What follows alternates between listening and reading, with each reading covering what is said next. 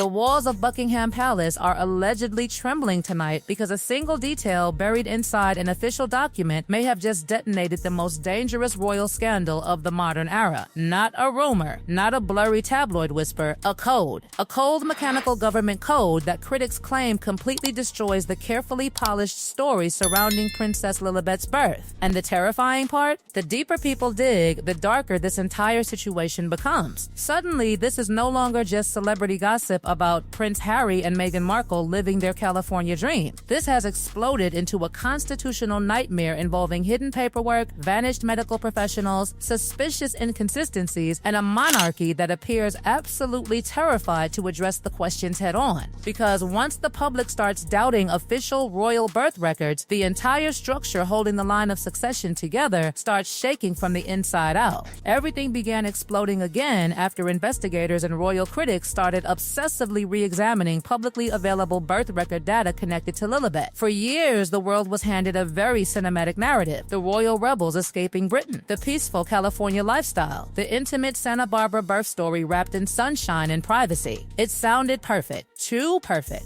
But now critics claim one tiny sequence buried in the documentation is exposing cracks that can no longer be hidden. The infamous area code sequence, allegedly beginning with 105, has become the center of this global firestorm because, according to online investigators and commentators like Lady C, that number allegedly points toward Colorado rather than California. And once that claim hit social media, everything detonated instantly. The internet went wild. Constitutional analysts started speaking publicly. Independent commentators started connecting dots, and suddenly the Sussex camp's silence became louder than any denial could ever be. Because if the official public story says California, then why are critics insisting the coding allegedly points somewhere entirely different? People are not asking quietly anymore. They are demanding answers aggressively, especially because these are not ordinary celebrity children. These children sit inside the British line of succession. That changes everything. Royal birth documentation is supposed to be airtight, precise, untouchable,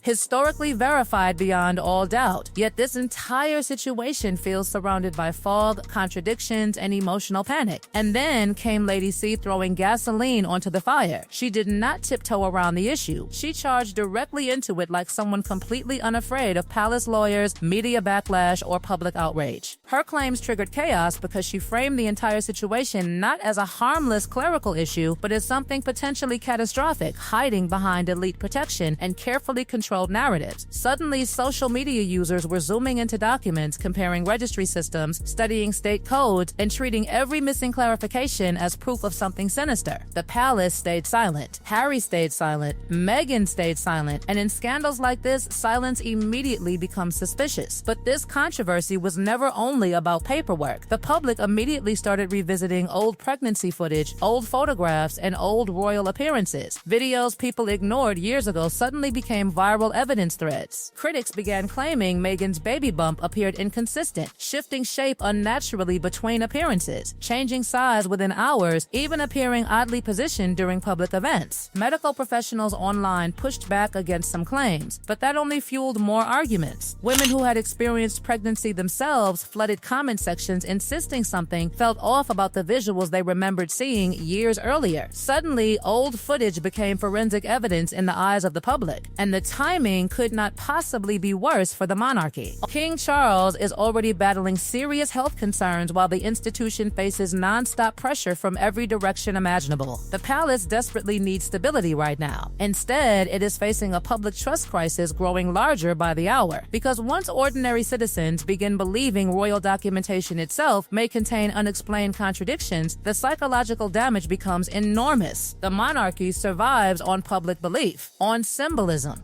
on trust. And right now, critics are openly asking whether the institution is protecting transparency or hiding from it. Then the story became even darker because critics started focusing on the doctor linked to Lilibet's birth. Reports surfaced that the physician allegedly stepped away from her practice not long after the birth announcement became public. And immediately, online investigators transformed that detail into something explosive. Why would a prestigious doctor suddenly disappear from public visibility after participating in one one of the world's most famous births. Was it coincidence, pressure, exhaustion, or something much worse? The internet instantly filled the silence with theories. Dangerous theories, the kind that spread globally in minutes and become impossible to fully erase once people emotionally attach themselves to them. But the photographs may have fueled the biggest fire of all. Critics started obsessively comparing images released by Harry and Meghan across different years. Hair color variations, facial structure debates, lighting inconsistencies. Some online users even claimed the children appeared drastically different from one image released to another. Digital forensics communities became consumed with analyzing every pixel. Were the images heavily edited? Were lighting conditions misleading? Or was the public being intentionally manipulated? The arguments became endless, and every new image release only triggered more scrutiny instead of calming the situation down. The monarchy suddenly found itself trapped inside a nightmare it could not easily control. Because in the digital era, once public doubt reaches a certain level, it spreads faster than official explanations ever can. Every delayed response looks suspicious. Every missing detail becomes proof. Every contradiction becomes part of a giant conspiracy map. And the Sussexes' continued refusal to regularly present the children publicly inside the United Kingdom only intensified everything. Critics started claiming Harry was deliberately keeping the children far from British scrutiny, away from royal physicians, away from constitutional oversight, away from traditional verification systems historically connected to succession legitimacy. That is when the conversation stopped being gossip and started sounding like constitutional panic, because suddenly commentators began asking terrifying hypothetical questions. What if tragedy struck the senior royal line unexpectedly? What if succession moved faster than anyone anticipated? What if unresolved doubts surrounding documentation exploded into a national crisis at the worst possible moment? Those questions transformed internet speculation into something politically radioactive. Members of parliament, constitutional observers, and royal historians all became dragged into the conversation whether they wanted to or not. And inside palace circles, whispers allegedly began centering around Prince William. Because unlike Charles, who reportedly still hopes for de-escalation and family peace, William is increasingly viewed as someone obsessed with institutional survival above emotional reconciliation. Insiders claim he understands something terrifyingly simple. If public trust collapses, the monarchy collapses with it. And right now, public trust is being attacked from every possible angle. Phantom paperwork, contradictory birth discussions, missing clarifications, selective public appearances, endless media warfare. The entire institution feels trapped inside a storm growing more violent every single week. The deeper this scandal spirals, the more terrifying the implications become, because the monarchy is no longer just dealing with family drama or celebrity controversy. It is now facing a direct challenge to the credibility of the institution itself. And according to royal insiders, the scenario that keeps senior advisors awake at night is not just public embarrassment. It is succession chaos. Because if an unforeseen tragedy ever devastated the Wales line simultaneously, the entire balance of the monarchy could suddenly shift overnight toward Prince Harry and the very children whose identities are now being endlessly debated online. That is the nightmare nobody inside Buckingham Palace wants spoken out loud. The possibility that unresolved questions today could become a constitutional emergency tomorrow. The ancient royal travel protocol exists for exactly this reason. Historically, direct heirs were strongly discouraged from traveling together because the monarchy understands something brutally cold about survival. Institutions survive through contingency planning. One accident, one catastrophic failure, one unimaginable moment in the sky could instantly rewrite the future of the crown forever. Critics are now pointing out how frequently Prince William, Catherine, and their children appear together during travel arrangements, arguing that the institution is dangerously tempting fate. Aviation experts have even weighed in publicly, reminding everyone that no amount of royal status can overpower mechanical failure or unpredictable disaster. And once those conversations started trending online, the public immediately connected them back to Harry's children. Suddenly, people were asking the question that terrifies palace officials the most. If the direct Wales line disappeared tomorrow in one horrific moment, who inherits the throne next? The answer sends shockwaves through the entire debate. Prince Harry, followed immediately by Archie and Lilibet, which means the same unresolved controversies currently dismissed by some as internet speculation would instantly become matters of state importance. Parliament would be forced into chaos. Constitutional lawyers would erupt publicly. Every unresolved question questions surrounding documentation, lineage, visibility, and legitimacy would explode onto the world stage overnight. And insiders claim that possibility alone is why William allegedly views the situation not merely as a family disagreement, but as a long-term threat to institutional survival itself. That contradiction has become impossible for critics to ignore. Harry publicly condemns media intrusion constantly, invoking the memory of Princess Diana and describing the modern press environment as emotionally dangerous. Yet somehow carefully filtered photographs, strategic voice clips, and selective appearances continue surfacing exactly when commercial projects need momentum. Every documentary launch, every interview cycle, every branding campaign, the children suddenly reappear symbolically, then vanish again. To critics, the pattern feels deliberate rather than accidental, a mechanism for maintaining emotional leverage over both the public and the monarchy itself. And then came the media war. American publications suddenly began releasing aggressively sympathetic coverage portraying Harry and Meghan as victims trapped against a cruel royal establishment. Simultaneously, articles targeting King Charles and Prince William became increasingly hostile. Critics claim the timing is not random. They argue a coordinated narrative battle is underway designed to emotionally pressure the monarchy into submission while preserving the Sussex brand as morally superior outsiders. William is painted as cold. Charles is painted as weak. The institution is painted as outdated and cruel. Meanwhile, Harry and Meghan position themselves as persecuted truth-tellers bravely surviving oppression. According to royal observers, this is no longer ordinary PR. This is strategic reputation warfare being executed on a global scale. Then, experts began re-examining Prince Harry's memoir with completely different eyes. At first, the public viewed it as an emotional confession filled with family grievances and shocking personal revelations. But some legal analysts reportedly saw something much colder beneath the surface. They claim the memoir reads almost like pre-constructed courtroom positioning. Every admission about emotional instability, every story about isolation, every accusation about institutional cruelty, every mental health revelation. Critics argue these details could potentially become devastating leverage in future legal disputes involving custody, separation, or reputation management. Suddenly, the book looked less like therapy and more like strategic groundwork being laid years in advance. And that realization made the entire situation feel even darker. And while all this chaos consumes global headlines, another tragedy quietly unfolds behind the noise. King Charles's decades of charitable work, environmental advocacy, and public service are being completely buried beneath non-stop Sussex controversy. The King's Trust has transformed countless lives across Britain and the Commonwealth, helping vulnerable young people escape poverty and build careers. Yet modern media culture rewards outrage, conflict, and scandal far more aggressively than service or stability. So the public conversation remains trapped inside endless cycles of family warfare instead of institutional legacy. Critics claim this imbalance is deliberate, that controversy itself has become currency. That is why this controversy feels different from previous royal scandals. This is not simply about tabloid gossip anymore. It is about collapsing trust, about institutional credibility, about whether the public still believes official narratives presented by people in power.